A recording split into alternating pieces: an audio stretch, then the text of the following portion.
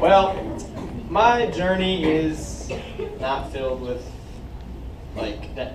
Oh wow, I've already messed up. Okay, that's not like. Wow, man.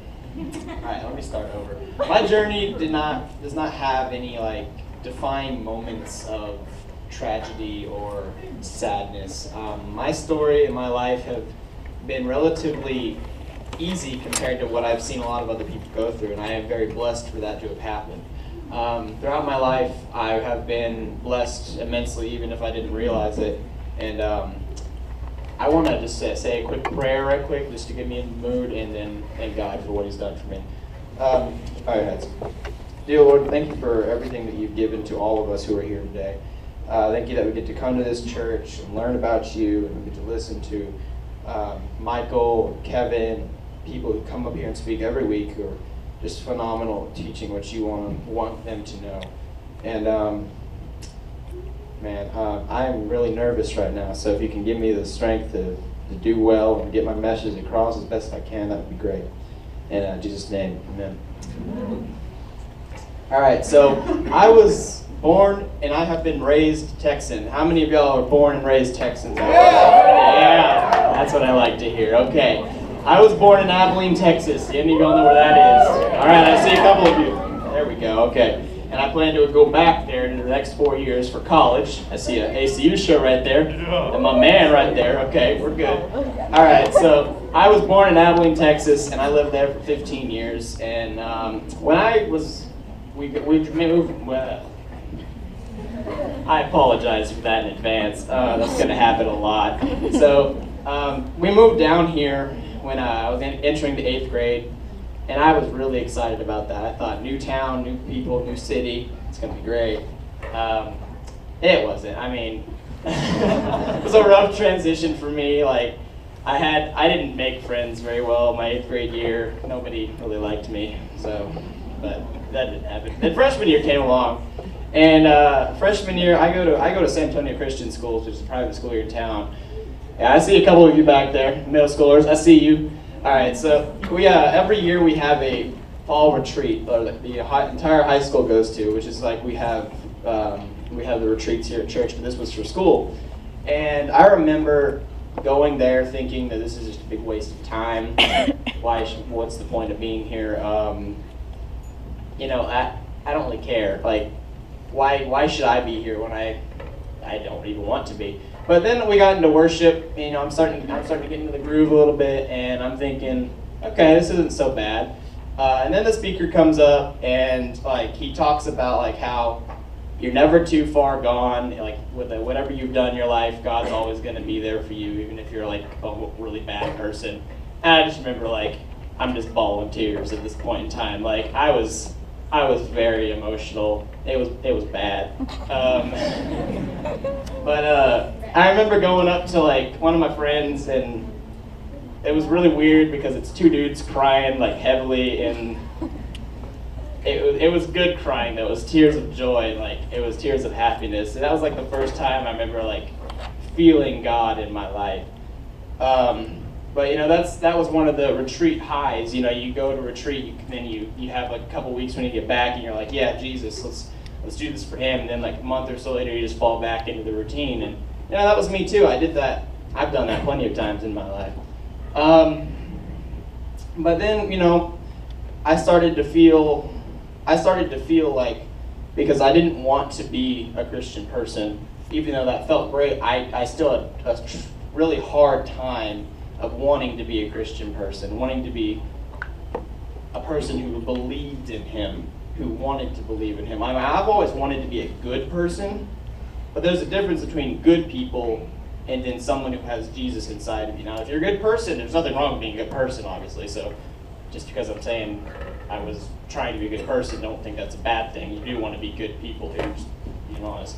But I see you laughing back there, Caleb. What are you doing? But I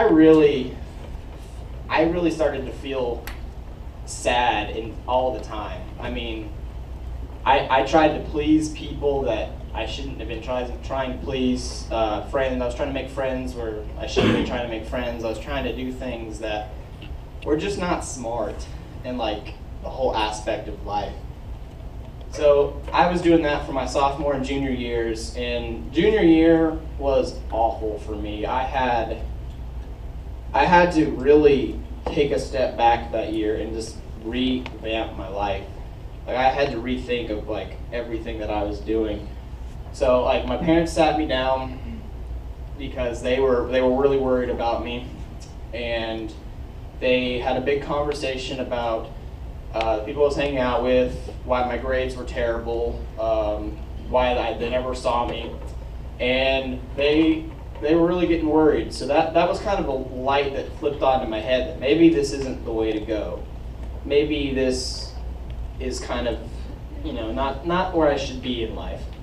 So I took a step back junior year, and I just kind of thought about, instead of what I want, what should, just because this is what I've been told all my life, I never really tried it, but I thought, what does God want in my life? What does he want me to do? Not what I want, what does he want? And you know what, that actually changed me.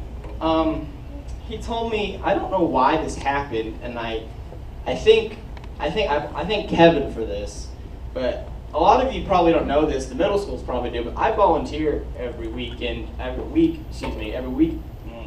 Wednesday here at the middle school, and I'm with 8th grade boys. What's up, my man? How you doing today? I just embarrassed him in front of like 300 people. But that really opened up like an area for me to not only just minister to young kids, but then to minister to me too. If you have ever had anyone in your life have a legitimate conversation with you about Jesus and about what he wants for you in your life, even if it's just casual like we do on Wednesday nights, that's helpful to me. At least to me it is. So I love coming on Wednesday nights. I missed last week. I apologize. I apologize. But but I plan on coming this week, so we'll see you at the party. Don't worry about that.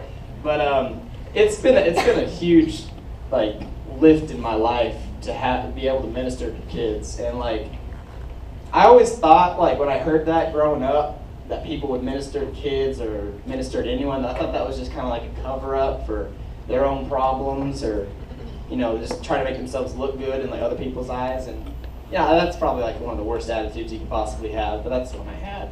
So then I realized that if I'm going to be doing this,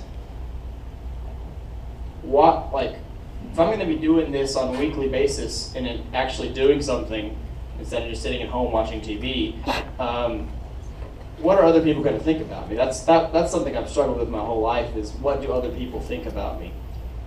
I took a step back again and looked at the whole situation, and you know what I realized? I realized it doesn't matter what people think. Now, obviously, you want people to like you, and you want people to respect you and appreciate you for who you are, but you don't want to go out of your way and try and make everybody like you.